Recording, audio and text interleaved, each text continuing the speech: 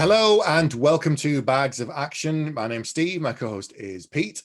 Hello. This episode, we are talking about The Running Man. This is about the only Arnie film we haven't talked about from 1987. The same year as Predator. Made them both in the same year. Okay. I thought we'd covered pretty much all of the really big Arnie films, and yet somehow we missed this one. We've missed this one, and we haven't done the Conan films. And I think that's more or less it. True. Bar the comedies. Yeah, we can't really squeeze them in. Well, Kindergarten Cop, I'd say, is on the line. But the next one does have Dolph Lundgren in, doesn't it? The second one. It does in the straight to. I don't say you can't really say straight to video anymore. Straight to video on demand. From a couple of years ago, yeah, it is. It's been like Hard Target 2 is Scott Adkins and Kindergarten Cop 2. Didn't Vin Diesel do one, or did he do something like that? No, he did The Pacifier, I believe. That was it. I knew it was something similar with kids and you know. And The Rock did The Tooth Fairy. That was it. There's a whole. And what did Hulk Hogan do? There was one he did as well. There's a whole subgenre of action heroes with small kids. Yeah. Yeah. And A Cop and a Half with Burt Reynolds, which I don't watch that. Even I didn't like that. And I like everything. It's true. You do like everything. So I said the good in all things, all people and all movies. How you've changed. I know. So this is, as you said, the same year as Predator. I'm trying to remember the first time I saw it. I didn't see this at the cinema. I must have seen it on video, for those who are old enough to remember video, the first time. So I would have been about 15, 16 or something. What about you? I think I was not dissimilar age, but this was one of, I'm going to say it really quietly in case Rupert Murdoch comes around my house. This was one of the ones where I think my sister's boyfriend at the time used to tape films off Sky for me. Right. Yeah. And then I'll take if I didn't like it, I'd record over it. If I liked it, I'd take the tabs off. I'll take the tabs off so I could keep it. And this was one I kept. This and I think Nightmare on Elm Street 3 were two of the ones that I kept. So I watched this quite a lot because I lived in the country. My mum didn't drive, so if I wanted to watch a film and my dad wasn't in, I had no way of getting one. So I'd be like, what have I bought? What have I had taped off Sky? I'll watch that again. So I would, Should we talk about some of the cast and the crew, because there's a lot of interesting people in this one. So obviously there's Arnie, but we should also mention the late great, unfortunately, Yaphet Kotto, who passed away very recently, only a few months ago. And of course we know him all the way back from A Midnight Run, which we talked about, from Alien from back in the day. He's done a lot of films. He was in is it Dr. No? James Bond films. I remember him from that. So he's done a lot of great things, but yes, he's in this. Jessie Ventura, Jessie the Body Ventura, don't forget. Indeed.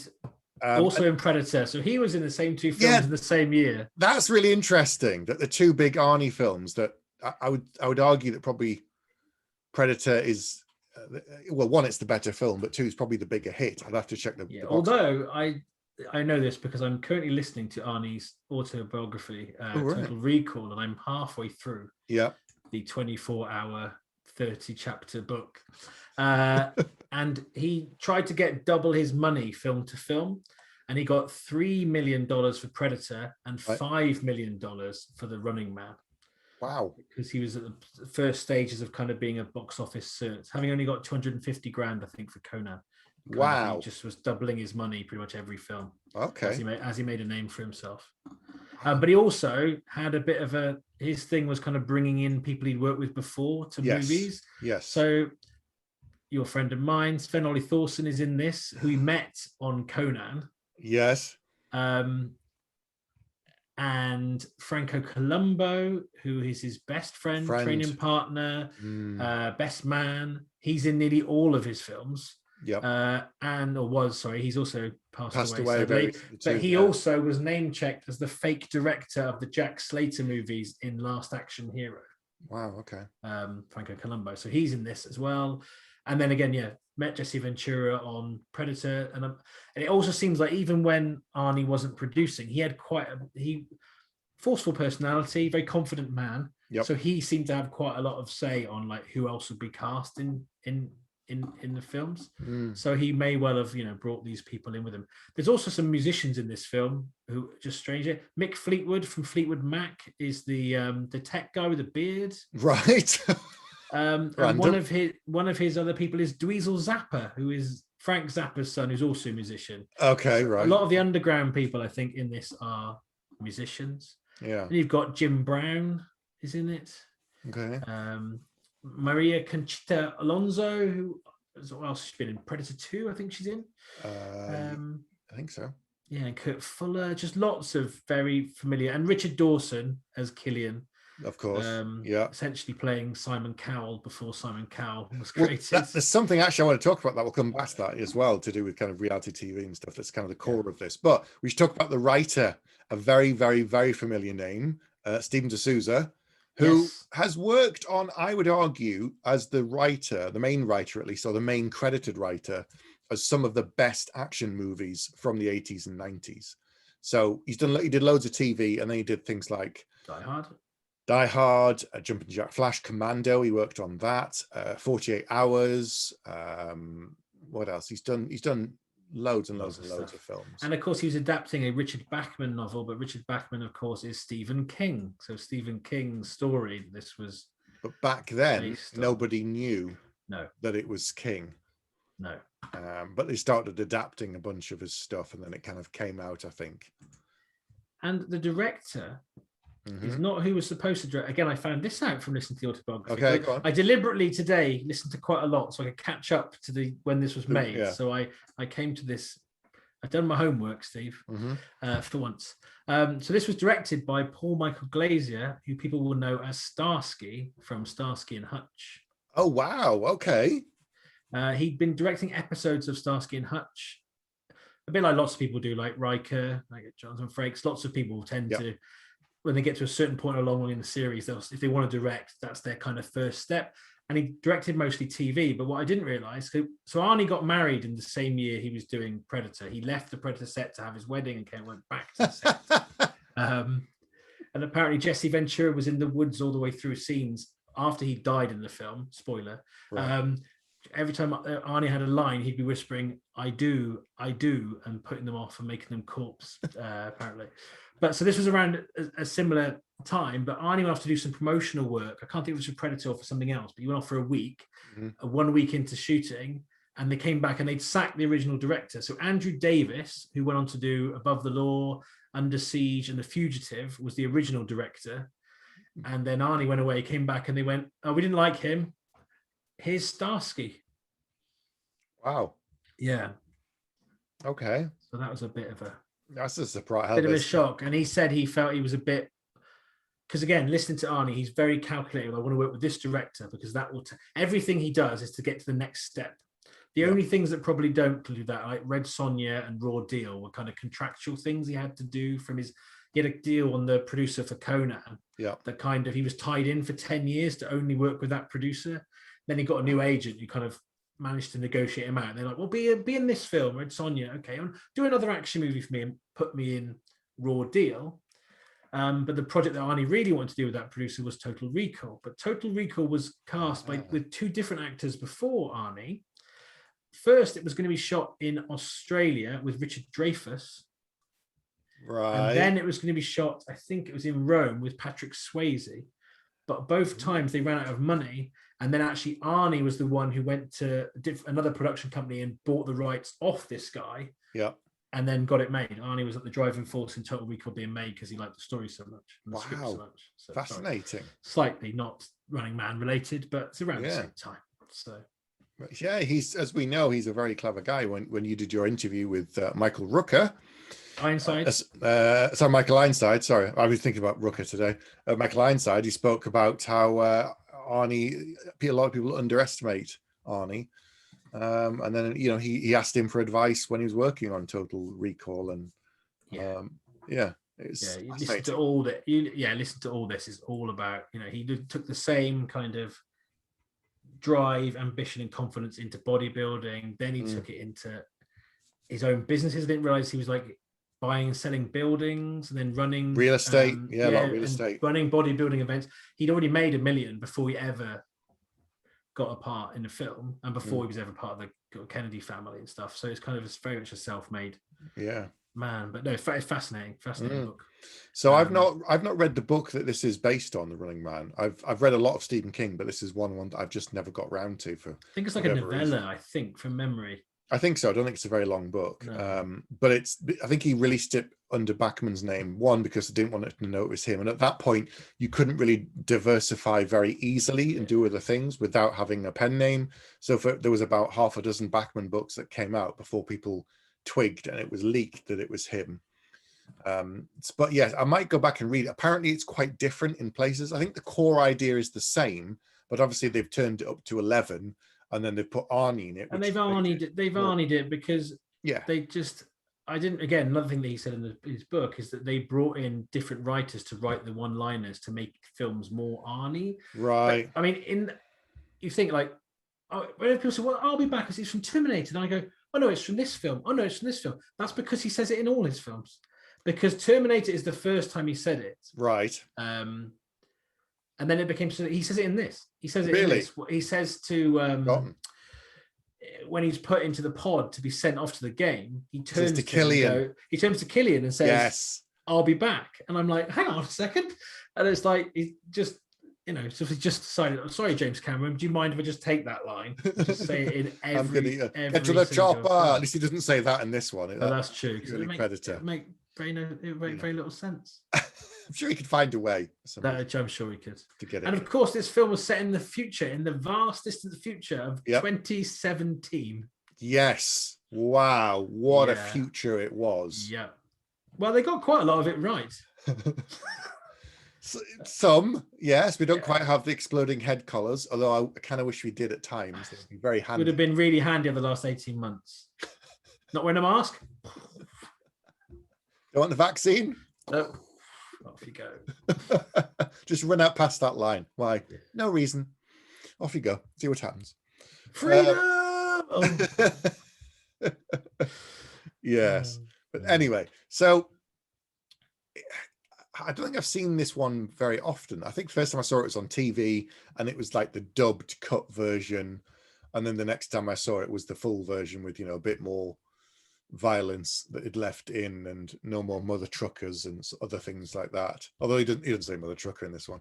But yes, they kind of taken things out for television as they did quite often back then. So it'd be a Saturday night film and it turned a 1.5 hour film into like 3 hours or something. But did you see, as you said, you saw it, have you seen it fairly recently apart from, for this? No, I think I watched it on a loop for years and then just didn't watch it for ages. I remembered an awful lot about it. I remembered a lot of lines, bits. It's a lot tauter than I remember because it's only an hour and 35. And I think by modern standards, because they drop you straight into an action sequence in the helicopter. Yep. Then they jump you forward 18 months and they don't spend time going, well, they met each other this way. This is how they get to know him. Even though he's a cop, they do kind of trust him, but they don't. But they need each other to get out of the prison. They don't do any of that nonsense. No exposition at all. It's just like they're breaking out together, and they quite well, I think, give you little bits of information by how they interact with each other. And you go, wow, you've just covered 18 months in 2 scenes. It's really good. Pretty relentless action-wise. You just kind of like, whoa, okay. No one's really sitting and chatting in this movie. No, they're running and punching and chatting at the same time. Yes. It's jumping ahead, but he fights various people as he was bound to, and I like the way they kind of match some of the stuff in the films to the characters, but also to the actors. Yeah, that kind of really fits really well. And because it's an Arnie film, he's always going to survive. He's always going to get through it. That's not the point of it. The point is just trying to go on the adventure with them, and we're into this weird world of reality TV. You know what it reminded me of? Watching this again and thinking about modern reality TV. It also made me think of like RoboCop. The TV's degenerated in this thing, I'll buy that for $1 and I'll and do this and do that, and society's kind of crumbled to the point where entertainment could be anything, and you think, oh, this would never happen. And then I started thinking about it and thought, okay, think about shows we've got that are similar now. There's The Hunted, where you don't kill the person, but you have to. And then is that the one where you have to stay completely free? You can't sit still, and you have like 7 days to evade the best hunters in the police and the army. Yeah, and I think so. I think that's what it's called. Intelligence. There's that one. There's another one where, you know, you have to do certain things for money. There's people watching telly in Gogglebox. There's all the reality TV of ordinary people being dropped into weird situations. This is not that, you know, the show is not dissimilar to American Gladiators, I found. Yeah, Back in the day, I remember like early 90s, and before the British Gladiators, which was quite watered down, the American Gladiators show was actually, it wasn't the same as this because no one had a chainsaw. But in terms of like members of the public versus not stalkers, gladiators, but with a name and a persona and stuff, it wasn't dissimilar territory. But it's even like there's a bit on one of the ads where people are climbing up a rope while Doberman pinches are attacking them for money. And there has been a show, I think it's called Run from the Dogs, something that was on ITV3 or something, where celebrities would have to try and run away by being chased by dogs in the woods. Well, that is a real thing that exists. Yeah, well, you just go, well, people do awful things for money. Like, I know it's a terrible show because I can't stand it, but that I'm a celebrity thing. But they have all these awful challenges, like crawl through this box of spiders to get a thing, and then you can get food. And you're like, hang on, if you take a step back and you think about, you're forcing a person to earn their food by crawling through something that potentially, it's not really dangerous, but it's quite uncomfortable. But if they were actually poisonous spiders, or just told them that they were poisonous spiders and snakes and that one bite could kill them, then it becomes very close to the Running Man. And that made me really uncomfortable because I thought... And the other thing as well is like, in this, there's all about, it's an element of about celebrity because even a killer can have a certain amount of notoriety. And they're all cheering for him, and and they cheer for the killers. They don't cheer for the people. It's not until that old woman cheers for him, and then wants to bet on him. It's like, no, he's one of the things love, and she's like, I want to bet him, and they go, yeah, all right, I'll put some on you, and they start dealing, and you go, yeah, okay, all right, because we used to cheer, like on Gladiators, you said you cheer for the contestants until you get one that you like, and then they flip it, and then you got both sides. I suppose the clever thing here, I guess, is all linked to the judiciary system. But there's some subtle little things in this, that there's things like, get me the president's agent on the phone, or publicist. Yeah. And they're talking to the judiciary about ratings. The ratings get high, the money gets put into the judiciary.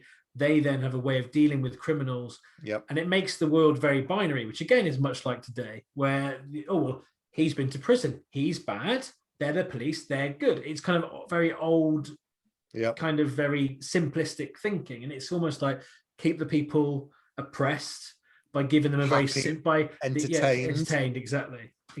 Keep them entertained, keep them distracted, keep them happy.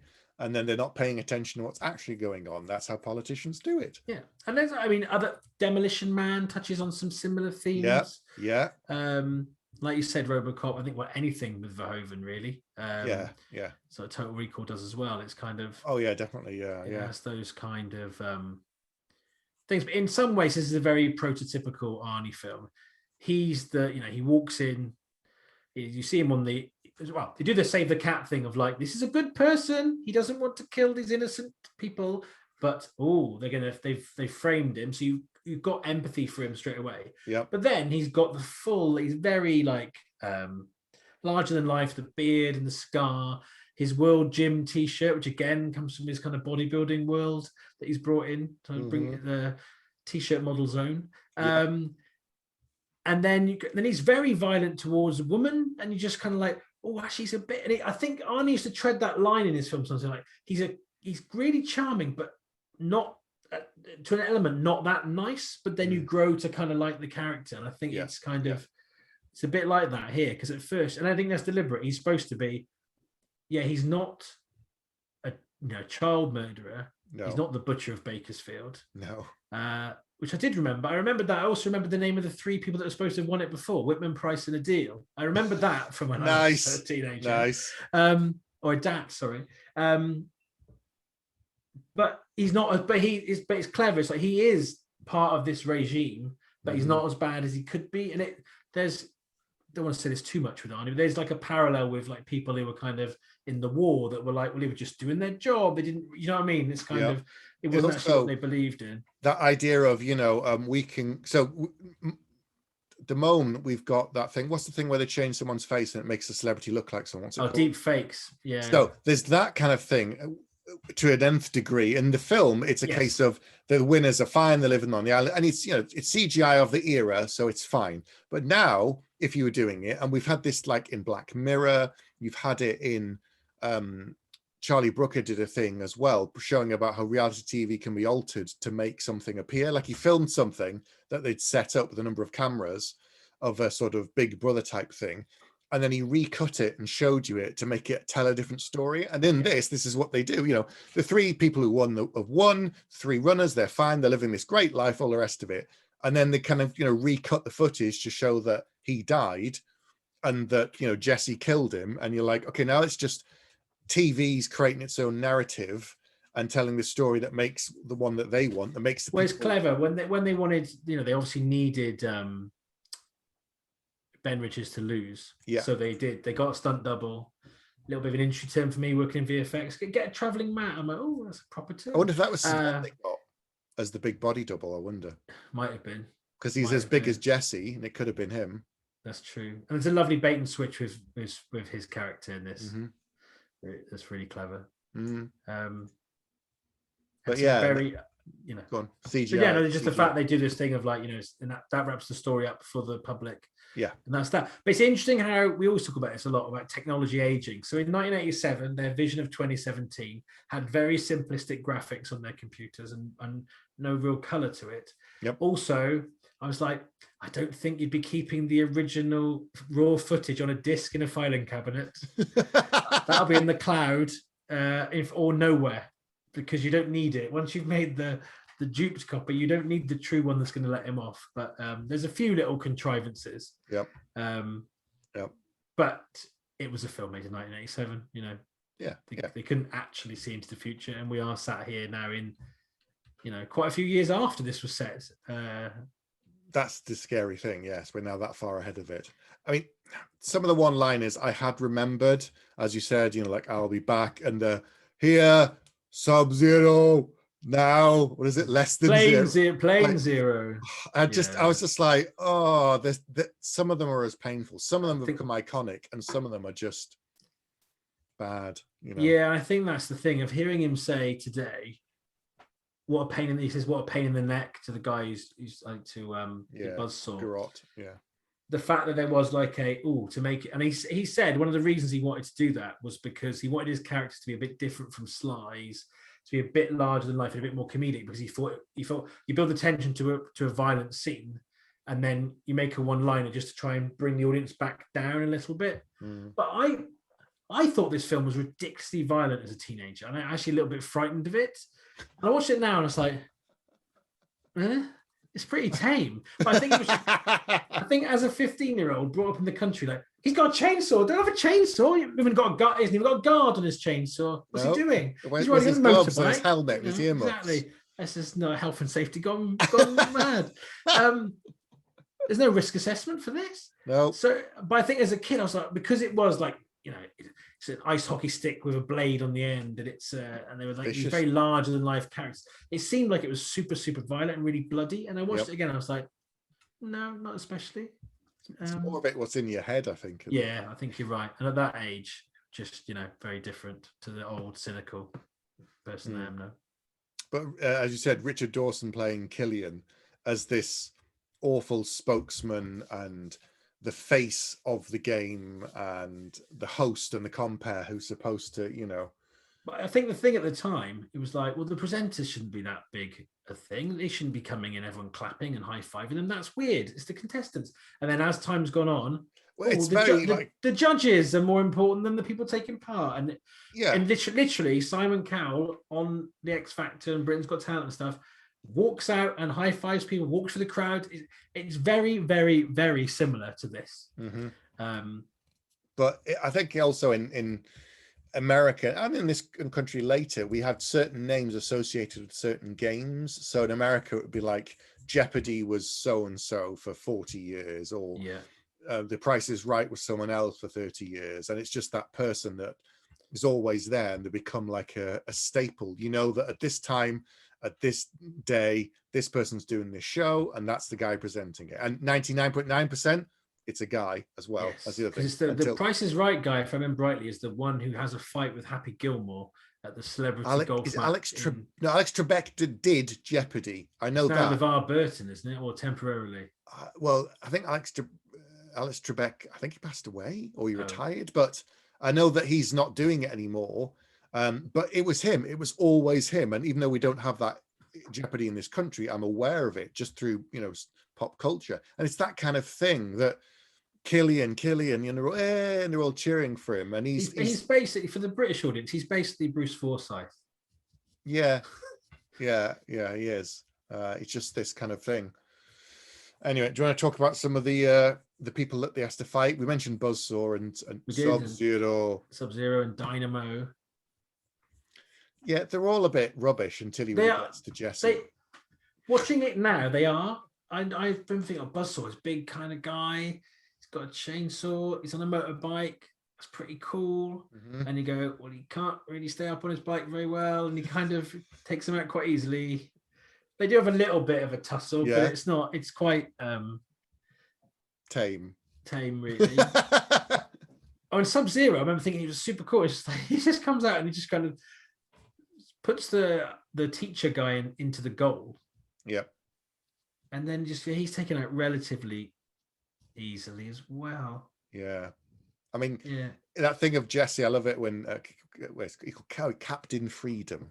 Yes. Where it's that thing of they dress him up in that awful suit and he's like, I don't need all this shit, and just rips it off. And that felt very much like that was just Jessie talking. Like it wasn't the character. It just got so close to the knuckle, I thought. Yeah. That felt almost like they tried to do something like that. And they said, oh no, we can use this. We can use this somehow. It just, it seemed to fit with him so well. You think, who else could have done that and become that kind of like arrogant and you should eat some of this, make you a sexual Tyrannosaurus. It's that kind of, wow, who would say that and can get away with it other than him? I can't really think of anyone.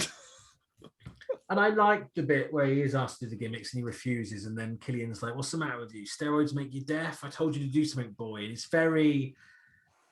And I like that, again, knowing like Arnie's bodybuilding background, and a lot of these people are from the same kind of world, and he's and he doesn't like being taken. He's like, actually, I speak lots of languages. I'm a businessman. I'm not the knucklehead you think I am. Yeah. I just think some of those, they also feel like things that maybe someone on the set went, oh, you should say something about steroids.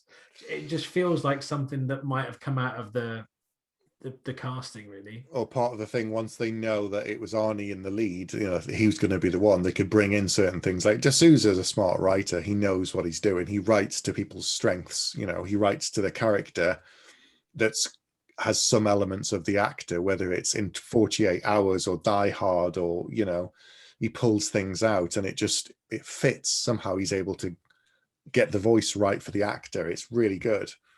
And the thing is, in a way, this is similar to Predator, that they haven't done. I think what happens a lot with Arnie is he's the big guy compared to other people around him. So whether it's like Red Heat or whatever, they're leaning into that difference. Yes. But then in other ones, they go, well, he's in a team, but they can't. Okay, we have to get some very big people. We have to get Carl Weathers, Bill Duke, Jessie Ventura, and then we're gonna have to get people of his similar size to make it look like they're his kind of equivalents, really. Yeah. Whereas in real life, that you'd be like, well, where all these big people come from? It'd be very odd, very strange. Not I guess in the futuristic world of 2017, but maybe not. But today, it's a lot easier today to find some very large men to be actors, whether it's Martin Ford in films or TV, really large men, or there's the Danish giant who's now like the next giant guy. I'm currently watching The Nevers with Martin Ford, and so I'm turning up in that, and I was like, so that was like, but he's so big and so indistinct. There again, you recognize him straight away, and that's the same kind of thing with Arnie back then. There wasn't anybody who looked like Arnie who was a lead actor. There just wasn't. I mean, you had Stallone, but he's not the same. Stallone. No, it's not. Stallone built American. Up to that. After Rocky, Stallone built up to that anyway. In terms of, but no, this was going the other direction, really. But I didn't realize again is that he'd won a Golden Globe for best debut performance in Stay Hungry in really early days, and he was taking acting classes, and like later he took like comedy classes. And you think, I'd always been like, he was a big bloke. They stuck him in some films and sort of saw what happened, but he actually did work at the craft and went to America with the intention of becoming an actor. But doing bodybuilding first. It wasn't just he wasn't just like, it was not like Jason Statham being like a French Connection model or whatever he was, and a dancer in a Shaman video, and they went, oh, you look like you could look good in a movie.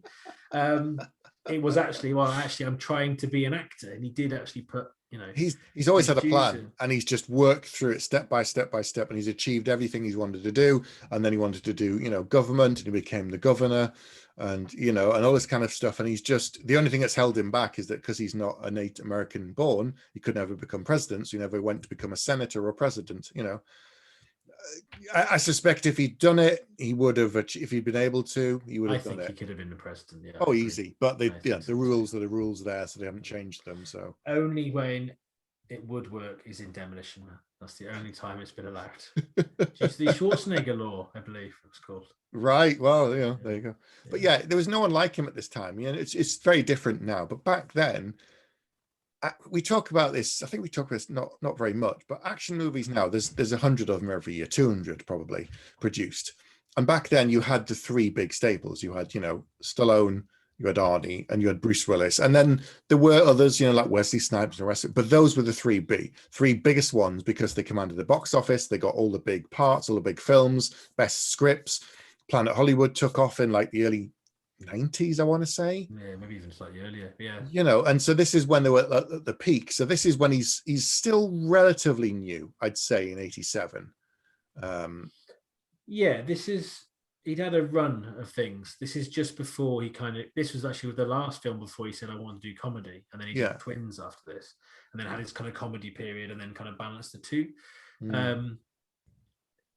But yeah, he says they kind of reinvented the action world to kind of be bigger guys, or guys who were muscle based. So Stallone got beefier. So even Clint Eastwood started to work out and started to wear like vest shirts in some parts off the back of stuff that was happening. But it was very much larger than life kind of characters, with those three really driving it. And I think now it's a bit different. Like, you've got The Rock doing lots of stuff. It's probably the closest to that type, but it's still not quite the same. Vin Diesel's the biggest one, I'd say. Who else is really big? I mean, he's come from a different place in some way, but John Cena's now doing more action films, and not just the WWE ones. He's gone from, it's the Marine, a WWE John Cena film, and you go, okay. And then he stepped and moved into actual movies. Yeah, and you get people like Stone Cold Steve Austin, who's been in things, but as his films have got smaller and smaller. Yeah. I still think Brian Bosworth should have been a massive star, but I think he just came at the wrong time. It was just as these names were kind of shifting out of favor or taking on more serious roles or comedy roles, but non out and out action roles, I suppose. Maybe you can't make a career out of one good movie, but but it was a totally different world in the 80s.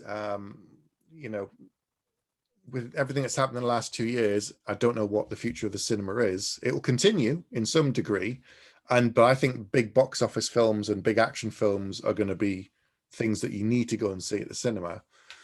But I think everything's changed. Amblin have made a deal, I think, today with Netflix to make 6 or 7 more films. So Spielberg was the one who predicted, wasn't it, a couple of years ago, that blockbusters will be in the cinema and you'll pay extra for them, and maybe like the next Avengers film or whatever, Jurassic World. But then anything else you'll probably end up watching at home. It's interesting. Which part of me gets, as the cinephile, goes, oh no, that's terrible. Then I also go, well, actually, I watched an awful lot of films at home as a teenager because I couldn't get to the cinema. So actually, I probably consumed more films at home then. Yep.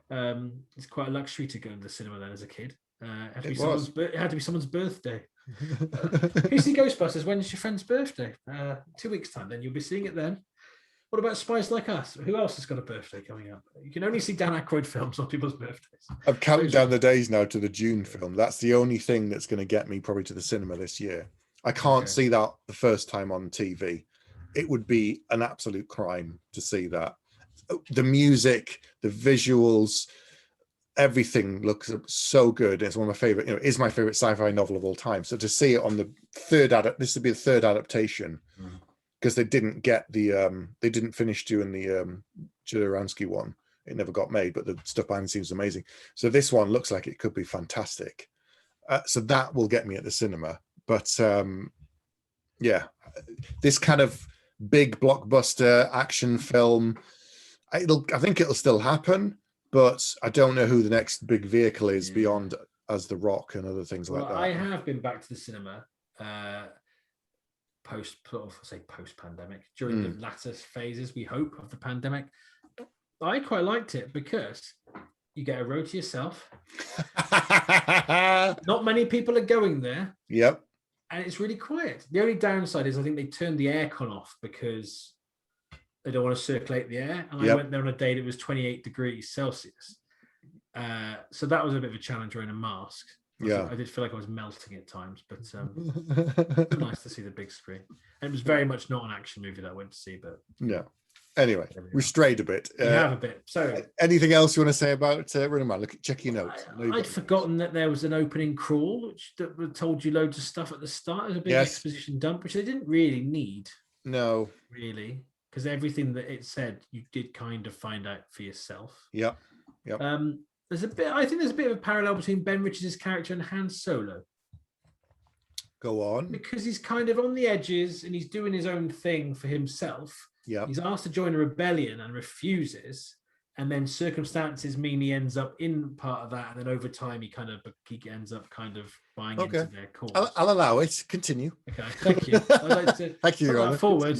My hypothesis has been accepted. The court will allow it. Yeah. We've mentioned Sven-Ole Thorsen as Killian's bodyguard. The bait and switch I like because.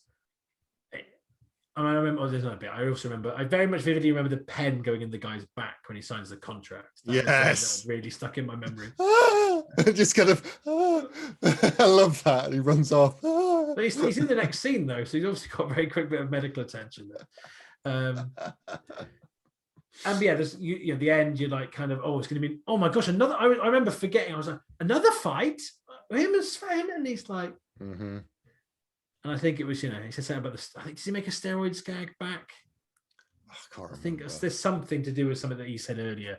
That something he'd said before to Killian. Killian is a great villain. I think he's a perfect, larger than life kind of capitalist figure that's just chucking money at every problem. It's just, and also this, now thinking about it, it didn't at the time, but there's echoes of Escape from New York. There are.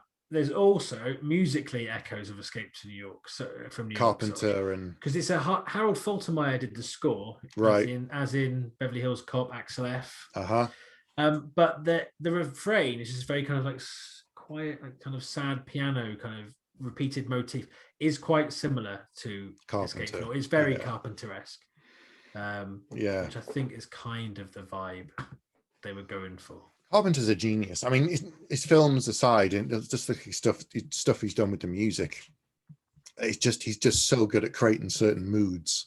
And he's got albums out that Lost Films, and they're amazing. They're just amazing. He's so good. He's so good.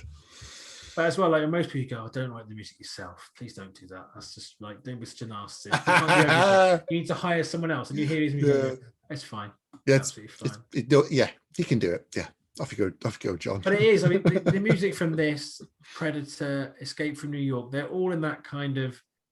They're just very. Oh, I'm in that film. Some scores are just you might hear it and you go, "It's a Hans Zimmer one. Is it from this one or that one?" I'm not 100% sure. I can't remember. But these are very much no, this is the music from this film, which I think, if the music isn't very good, could go horribly wrong. But I guess these. They do kind of work. This does have a very cheesy kind of power ballad at the end, and there's no reason for them to kiss. There's no reason whatsoever. He's pretty much tied her up at one point, offered to take her to Honolulu, which is that's quite nice. That's nice. But puts his arm on her neck. He's like, I could snap your head off if I wanted to, and it's he's not, And then quite a grey character, a lot darker than you expect. The only real kind of Like, well, there's never any chemistry between them really. She's they thought I was your girlfriend, and he goes, oh really? But at the end of the film, it's almost like it's a film. It's the 80s. I'm a man. You're a woman. We should kiss. It's. Oh, go on then. It came from absolutely nowhere, and it's almost like we've written this ballad now. We've got it ready. The band are about to play it. You better kiss. We don't want to kiss. It doesn't make any sense in the story. Oh yeah, together, we're together. And like, you're gonna have to kiss. The song is on. Someone with a mullet is somewhere behind the scenes singing this. This isn't a side, but I've just got a saxophone. You must kiss. I've got to mention this. I just started watching The Dead Don't Die, the Jim Jarmusch film. Yeah. It's a tiny spoiler. There's like 8 minutes into the film. They're in the car and they put the radio on. And he goes, "Why is this tune so familiar? It sounds familiar. What is it?" And he goes, "Yeah, but it's a theme tune." Oh, okay. Wow. Is it like that? Is it all really matter? So it's like the ballad's playing, we have to kiss. Oh, okay. It's just so the film carries on, but they don't break the fourth wall. They don't kind of look at the camera and go, It just carries on. Wow. Okay. It's so good. It's so good. Anyway. Right. I think I've talked myself to death about this one. There's all right, should we do some scores? Yeah, go on then. Okay, so I'll be honest. If this came out and Predator the same year, I'm always going to watch Predator. If those are the choice, I can watch one film before I die. It's going to be Predator. It's not going to be this. It's good. It's okay. There's some good moments in it. In Running Man, it's a bit cheesier than I remembered. Some of the one-liners kind of grated on me more than I remembered from when I saw it, years ago now. Because it's fun back then. You quote the lines and you say the one-liners back, to Arnie, and you know them, this kind of stuff. But after a while, I was like, yeah, okay. It made me want to go and read the original story to find out what it's about and say, okay, well, what are the differences? And it's like when we watch good TV, you think, I'll get more from the book. You watch The Expanse and go, bet the books are brilliant, you get more stuff, and you do because you want to find out more about it. So I wonder how dark the original character is, how over the top it is. There won't be any of the one-liners, but there has to be some of that kind of TV personality pizzazz thing. So I don't know. It's kind of just seeing what kind of archetypes did they create, and the characters and the celebrity hunters and all this kind of stuff. So it could be really kind of interesting to see when he wrote it to when it was made to nowadays on TV, how kind of prophetic was it? So that's kind of more interesting, I think, for me than the film itself. It was all right. I don't have a desperate need to go and watch it again. I don't know about you. Having watched it, I thought, okay, all right. Yeah, I wasn't bored. There's good action scenes in it at times, some of the good fights and things. I'm going to give it a solid 3 out of 5. Okay. I think that's fair. All right, I think, yeah. Okay. Go on. Well, it's a lot tamer than I remember. As I say, yeah. I remember thinking it was quite gory, but it wasn't really. I also remembered like Yaphet Kotto and Michael McIntyre, the other Michael McIntyre, that's a comedian of sorts. I forgot the name of the guy. Anyway, the other guy. Yes. I thought they were in it a lot, but they're not in it that much, really. No.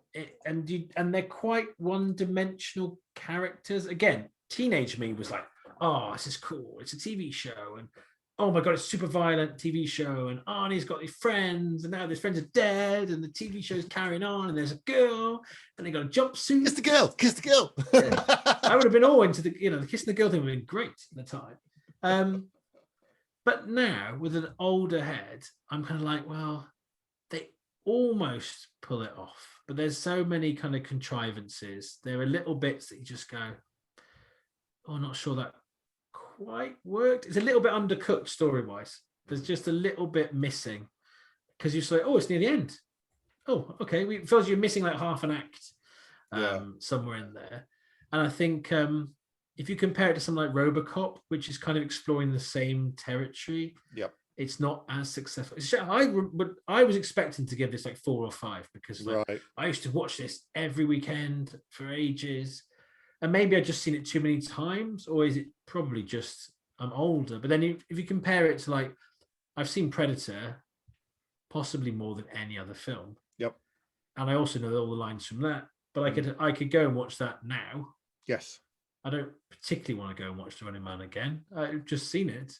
But if I'd seen Predator, I watched this you could yesterday. On again. I watched this yesterday. I don't want to watch it today. If I watched Predator yesterday, I'd quite happily watch it again today. Yes. Because there's something very special about that film and the chemistry in it and everything, despite the fact that most of it was recut in the edit. Mm-hmm. And the Predator didn't look anything like that until after they'd finished filming, which is still crazy. It's mad. You see all these articles, new Batman films having reshoots. It must be terrible. It's like, well, no, most of the films you've ever seen have had reshoots. They just didn't have the internet to tell you about exactly. It apparently was a nightmare and moaned all the time. A weird pink suit and stuff. So. Yeah, a lizard suit with a duck's head. Yep. Pretty much. I think it was a bit undercooked. The change of director at the last minute from this Arnie book was like, he said he felt some of the nuances of what's the future of government, what's the future of entertainment, is things going to be the cult of personality, which Trump. It was quite prophetic in many ways. Reality TV and politics and law enforcement. That'll never happen. What's the like, isn't it? Everything is showbiz. Everything. So that's politics now. Everything is showbiz. Everything is entertainment. I think that works. So I think at the time I probably hadn't seen anything that had this kind of subversive conspiracy theory, anti-authority. So as a teenager, I was like, yeah, they're trying to make us do things, man. Show them. Like the power, man. Yeah, come on. And which is very me. Like, this is the type of story that appeals to me a lot. Yep. But there are other versions of this story, probably in the original book, possibly in the version that Andrew Davis would have directed. Although he did make Chain Reaction, which isn't great. But yeah, it's not as good as I thought it used to be. This is the longest wrap-up in history, and I'm going to also give it 3 bags. Okay, I think that's fair. So we've covered a lot of Arnie films, and this isn't one that I would think, like you said, I'll go back and watch it again. There's some that I'll quite happily re-watch. Like, I know that Raw Deal's quite dark, and his character's not particularly nice, but that's something that I could re-watch. And especially Predator and even Commando, for all of its cheese and all of its, this Green Beret's going to kick your ass. I eat you for breakfast. And it's just like, it's funny and it's good and it's quirky. And this, I'm like, okay, maybe in a couple of years I'll watch it again, but I'm not rushing. Yeah, I think I'd rather watch True Lies again. Yeah. Maybe. We haven't done that, have we? We've done True Lies. We haven't done. We say this is one of our only holes. We haven't done either of the Terminator films. Really? We haven't. No, wow. We've not done either of the Terminator films. Okay. So we say this is the only hole. There's a glaring, career-defining. There's quite a big hole. Okay, we'll come back to Junior. We haven't done Junior. Yeah, I'm not doing that. We'll recircle Arnie at some point and do some more of his films in the future. But anyway, have you seen The Running Man recently? Have you seen it at all? Do you think they should remake it? Given that they're remaking so many things, do you think they could actually do a better version? Like, they remade Total Recall, and that was a 0-bag remake. It was absolute toilet. The new RoboCop film was absolute toilet.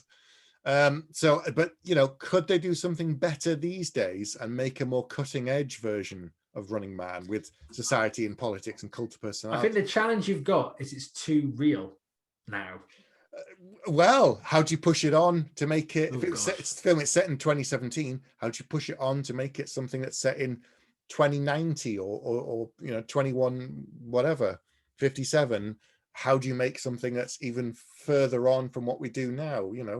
Black Mirror to the nth degree. It's an interesting challenge for someone. We'll see if they actually remake it. They're remaking so many other things. So, have you seen The Running Man? If so, get in touch and let us know. What score would you give it? You can email us. You can come onto the Facebook group. You can follow us on Twitter as well, if you want to come talk to us there about this film and all the other films. But that's it for this month. Pete? If you're watching us on YouTube, don't forget to like and subscribe to the channel and hit that bell for notifications. All right, Pete, do you want to wrap us up? Yes, thank you for listening, if indeed you still are, or watching. It's difficult now that we do video as well. It's very hard to wrap up the show. But or we could just say goodbye. Goodbye. Bye.